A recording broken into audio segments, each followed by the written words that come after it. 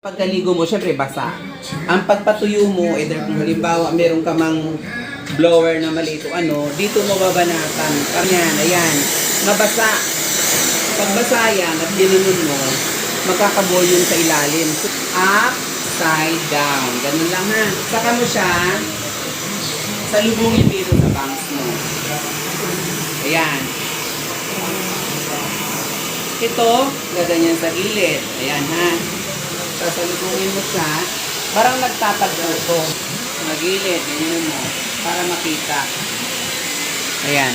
Ngayon, kung gusto mo namang mag-wax, huwag mong i-wax na basa.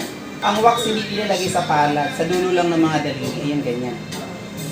Tapos, huwag mong ilagay sa isang part lang. Ipindot mo siya na gano'n. Ayan, ang distributed yung daliri mo. Ayan, so nadikit yung wax, dito ulit. Dito ulit. So, parang ina-apply mo siya na hiwa-hiwalay. Hindi yung isang pahid lang na gano'n. So, ngayon, saka mo siya, guluhin ulit ang buhay. Guguluhin mo talaga siya ng magulo pa sa buhay na walang pera. Magulo pa sa 10 asawa, gano'n. So, ganyan. Ganun din, ilagay mo papunta doon, ibalik mo. Tingnan mo yung kulay, kitang-kita. Pag naka-wax na yan at winax mong tuyo, kahit anong gawin mo yan, naka-style yan. Gulo siya.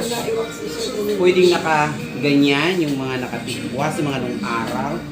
Kita mo yung kulay, kitang-kita. Basta kapag i-wax mo, kahit saan mong dalhin, magiging style yun. Kasi hudang ganito, kasi hudang ganyan, kasi hudang pa ganon. Kasi hudang pa ganon sa gilid. Kasi hudang pa sweet ka, ganyan. Tapos lagyan mo ng paru-paro dito, ganyan. Anak naman, Jency. Ba't Jency ka pa sa anak mo? Tandaan, huwag i-wax na basa.